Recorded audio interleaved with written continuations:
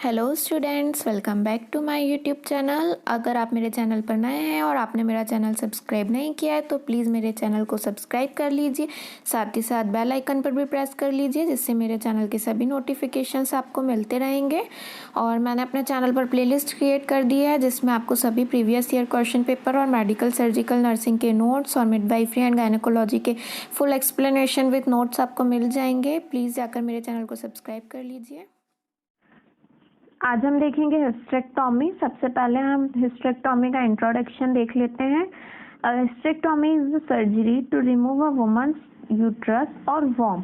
Hysterectomy क्या है? एक सर्जरी है जिसमें क्या करते हैं, रिमूव करते हैं वुमन के यूट्रस को और वॉर्म। यूट्रस को ही वॉर्म कहा जाता है। The uterus is the place where a baby grows when a woman is pregnant.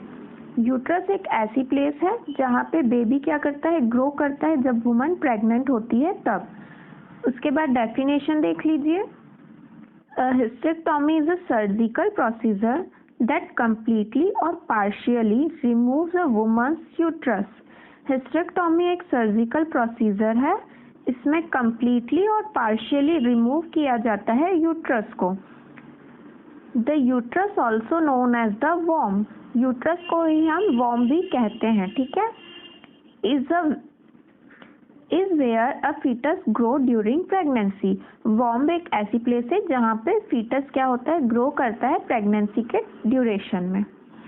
अब हम देखेंगे different types of hysterectomy. 3 types होते हैं हिस्टेरेक्टोमी के। First one is partial hysterectomy, second one is total hysterectomy and third one is radical hysterectomy. हम इन्हें एक एक करके डिटेल में देख लेंगे। सबसे पहले देख लीजिए पार्शियल हिस्टेरेक्टोमी। पार्शियल हिस्टेरेक्टोमी को सुप्रा सर्वाइकल हिस्टेरेक्टोमी भी कहते हैं। During a partial hysterectomy a surgeon only removes the upper portion of the uterus. Partial hysterectomy में क्या होगा, जो सर्जन्स क्या करेंगे, सिर्फ अपर पोर्शन ऑफ यूट्रस को रिमूव करेंगे, ठीक है। पूरा यूट्रस रिमूव नहीं करेंगे, सिर्फ अपर पोर्शन जो रहेगा यूट्रस का उसे रिमूव करते हैं पार्शियल हिस्टेरेक्टोमी में, ठीक है। फिर उसके बाद नेक्स्ट है टोटल हिस्टेरेक्टोमी। टोटल हिस्टेरेक्टोमी में surgeon use this procedure to remove both the uterus and cervix. Uterus और सर्विक्स दोनों को रिमूव किया जाता है। यदि यूट्रस और सर्विक्स दोनों रिमूव कर रहे हैं तो वो कौन सा टाइप कहलाएगा, टोटल हिस्टेरेक्टोमी। फिर नेक्स्ट देख लीजिए radical hysterectomy. During this procedure a surgeon removes the वॉर्म, cervix and upper part of vagina. Radical hysterectomy में क्या होगा, जो ये रेडिकल हिस्टेरेक्टोमी में क्या क्या रिमूव किया जाता है, वॉर्म it means uterus, cervix and upper part of the vagina, ठीक है। and they may also remove the ovaries, fallopian tubes and surrounding lymph nodes। और किसी केसेस में ओवरीज भी रिमूव की जाती है, फैलोपियन ट्यूब्स भी रिमूव कर देते हैं एंड जो भी लिम्फ नोड्स रहते हैं, सराउंडिंग लिम्फ नोड्स उस एरिया के, उन्हें भी रिमूव किया जाता है, ठीक है। आप इस इमेज को देखकर समझ सकते हो जो भी टाइप्स हैं हिस्टेरेक्टोमी के। फर्स्ट देख लीजिए पार्शियल हिस्टेरेक्टोमी। पार्शियल हिस्टेरेक्टोमी में सिर्फ अपर पोर्शन रहेगा जो यूट्रस का, उसे रिमूव किया जाएगा। सर्विक्स को या वेजाइना के अपर पोर्शन को रिमूव नहीं कर, फैलोपियन ट्यूब्स एंड ओवरी को भी रिमूव नहीं किया जाएगा, सिर्फ अपर पोर्शन ऑफ यूट्रस को रिमूव किया जाता है। This is known as partial hysterectomy. Next one is total hysterectomy. Total hysterectomy में यूट्रस प्लस सर्विक्स, ठीक है। यहाँ पर आपने देखा सर्विक्स इन्वॉल्व नहीं है, लेकिन इस कंडीशन में क्या होगा, टोटल हिस्टेरेक्टोमी वाली प्रोसीजर में जो सर्विक्स रहेगी उसे भी रिमूव किया जाएगा, ठीक है। फिर next one is radical hysterectomy. Radical hysterectomy में upper portion of uterus, cervix plus upper portion of vagina, fallopian tubes and ovaries और जो भी सराउंडिंग लिम्फ नोड्स रहेंगी वो सारी चीजें रेडिकल हिस्टेरेक्टोमी में रिमूव की जाती। क्लियर है। इसके बाद पर्पस देख लीजिए। पर्पस ऑफ हिस्टेरेक्टोमी, क्या क्या पर्पस हैं हिस्टेरेक्टोमी के करने के। First one is unusual heavy bleeding. यदि वुमन हमारे पास पेशेंट आ रही है और उसे कंप्लेंट है कि उसे क्या हो रहा है, वेजाइनल ब्लीडिंग हो रही है, हैवी वेजाइनल ब्लीडिंग हो रही है, ठीक है, उस कंडीशन में हम हिस्टेरेक्टोमी कर सकते हैं। क्रोनिक पेल्विक पेन हो रहा है फीमेल को, यूट्राइन फाइब्रॉइड्स हो गए हैं, यदि यूट्रस में फाइब्रॉइड प्रेजेंट है तो भी हम हिस्टेरेक्टोमी कर सकते हैं। Which are benign growth that develop in the uterus. Fibroids क्या होते हैं, बेनाइन ट्यूमर होते हैं जो कि यूट्रस के अंदर डेवलप होते हैं, ठीक है। यूट्राइन प्रोलेप्स, यदि यूट्राइन प्रोलेप्स की कंडीशन हो रही है तो भी हम हिस्टेरेक्टोमी कर सकते हैं। यूट्राइन प्रोलेप्स क्या है, विच occur when the uterus descend towards into the vagina. Uterine prolapse ऐसी कंडीशन होती है जिसमें जो यूट्रस है वो कहाँ डिसेंड डाउन हो जाता है, वेजाइना में, ठीक है। फिर उसके बाद एंडोमेट्रियोसिस, यदि एंडोमेट्रियोसिस हो रहा है तो भी हमें हिस्टेरेक्टोमी करना है। एंडोमेट्रियोसिस कौन सी कंडीशन है, which the inner lining of the uterus to grow outside the uterus. जो भी इनर लाइनिंग है यूट्रस की, इट मीन्स एंडोमेट्रियम, ये क्या करने लगती है, यूट्रस के आउटसाइड में ग्रो करने लगती है, उस कंडीशन को एंडोमेट्रियोसिस कहते हैं, ठीक है। Next one is adenomyosis. अगर एडिनोमायोसिस की कंडीशन हो रही है तो भी हमें हिस्टेरेक्टोमी करना है। एडिनोमायोसिस क्या है, a condition in which endometrium grows into the uterine wall. इस कंडीशन में क्या होता है, जो एंडोमेट्रियम रहती है वो कहाँ ग्रो करने लगती है, यूट्राइन वॉल में। फिर next one is cancer of the uterus, cervix, ovaries and endometrium. यदि कैंसर हो रहा है यूट्रस में, सर्विक्स में, ओवरीज में या एंडोमेट्रियम में तो उस कंडीशन में भी हमें हिस्टेरेक्टोमी परफॉर्म करवाना है, ठीक है। फिर टाइप्स ऑफ प्रोसीजर देख लीजिए, कौन कौन सी प्रोसीजर परफॉर्म करते हैं हम।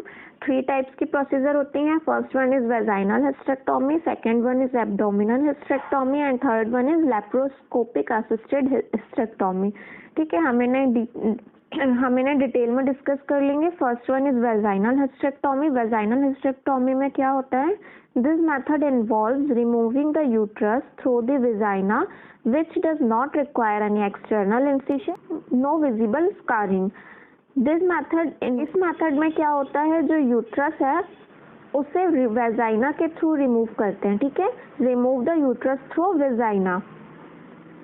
इस कंडीशन में कोई भी एक्सटर्नल इंसिशन नहीं किया जाता, do not require any external incision and leave no visible scar. किसी भी प्रकार का विजिबल स्कार प्रेजेंट नहीं रहेगा, कुछ भी हमें मतलब इंसिशन नहीं करना पड़ेगा, इंसिशन नहीं होगा तो किसी प्रकार का स्कार नहीं होगा। और जो यूट्रस है हम वो कहाँ से रिमूव कर रहे हैं, वेजाइना के through, okay. Next one is abdominal hysterectomy. Abdominal hysterectomy में a surgeon removed the uterus through a small incision below the belly button. This type of hysterectomy has a longer recovery period than the vaginal hysterectomy.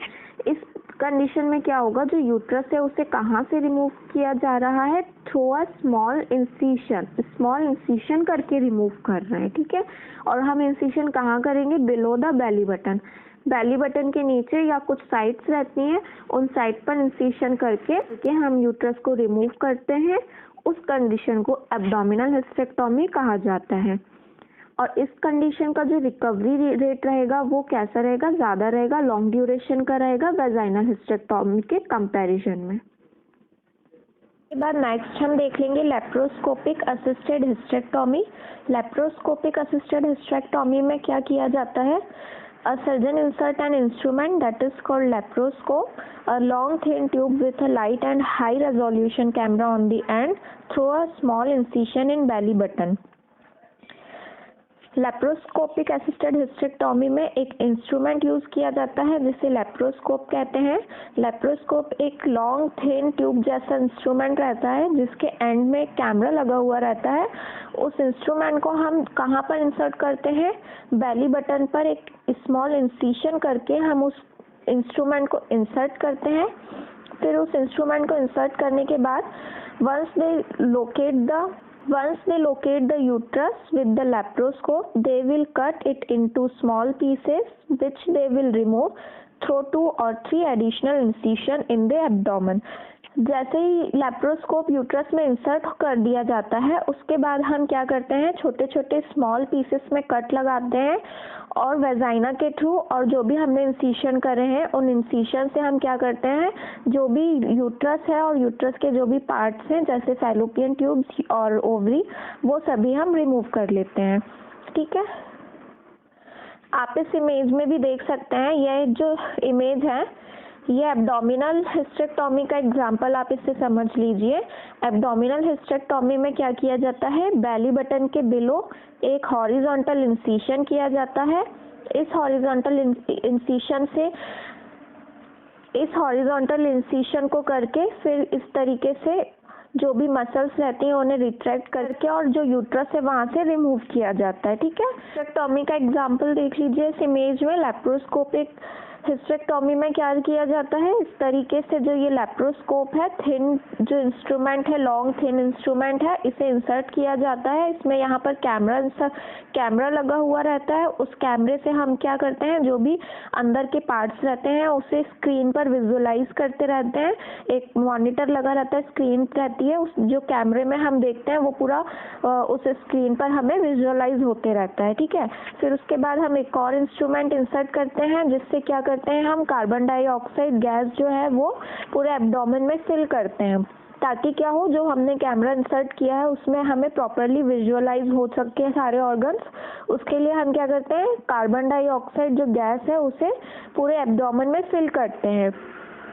और एक incision जो करते हैं हम, उसमें हम क्या करते हैं, जो भी वेजाइना के थ्रू यूट्रस है और जो भी पार्ट्स हैं उन्हें रिमूव किया जाता है। ये पूरी प्रोसीजर होती है लेप्रोस्कोपिक हिस्टेरेक्टोमी में।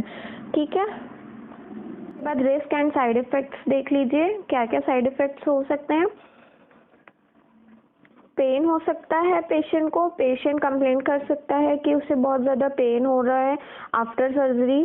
फिर उसके बाद स्कारिंग, पेशेंट को जो भी हम इंसिशन कर रहे हैं, एब्डोमिनल इंसिशन हो रहा है तो वहाँ पर क्या होगा, स्कार प्रेजेंट हो जाएगा। वेजाइनल ब्लीडिंग, पेशेंट कंप्लेन कर सकती है कि उसे बहुत ज़्यादा एक्सेसिव वेजाइनल ब्लीडिंग हो रही है। कॉन्स्टिपेशन हो सकता है पेशेंट को, डिफ़िकल्टी इन यूरिनेशन करने में पेशेंट को डिफ़िकल्टी हो सकती है। डाइजेस्टिव इश्यूज हो सकते हैं, जैसे उसके बाद damage to blood vessels, nerves और सराउंडिंग ऑर्गन्स। जब हम प्रोसीजर परफॉर्म करते हैं तो उस जगह पे क्या हो सकता है, कुछ ब्लड वेसल्स हैं वो डैमेज हो सकती हैं, कुछ नर्व डैमेज हो सकती हैं, कुछ सराउंडिंग ऑर्गन्स डैमेज हो सकते हैं प्रोसीजर के टाइम पे। डिलेड हीलिंग, जो हीलिंग प्रोसीजर है वो डिले हो सकती है, या फिर इन्फेक्शन भी हो सकता है। यदि जो भी हमने इंसिशन किया है उस साइट की अच्छे से केयर नहीं की जाए तो उस जगह पे इन्फेक्शन भी हो सकता है। फिर उसके बाद कॉम्प्लिकेशंस देख लीजिए, कौन कौन से कॉम्प्लिकेशन हो सकते हैं हिस्टेरेक्टोमी में। Some of the possible complications are bleeding हो सकती है, उसके बाद यूरेटर डैमेज हो सकता है, बॉवल डैमेज हो सकता है, जो भी ब्लॉडर है वो डैमेज हो सकता है, बॉवल्स डैमेज हो सकते हैं, जो भी हमारी इंटेस्टाइन है, okay, bowel it means intestine damage हो सकती है, इन्फेक्शन हो सकता है, वेजाइनल प्रॉब्लम्स हो सकती हैं, ओवरी फेल हो सकती है, एंड अर्ली मेनोपॉज, और जो पेशेंट है वो उसके मेंस्ट्रुएशंस जो है वो आना बंद हो जाएंगे। ठीक है, अर्ली मेंस्ट्रुएशन। यदि आप लोगों को मेरा वीडियो पसंद आया हो तो प्लीज़ मेरे वीडियो को लाइक कर दीजिए, अपने फ्रेंड्स के साथ शेयर कर दीजिए ताकि उन लोगों की भी हेल्प हो सके।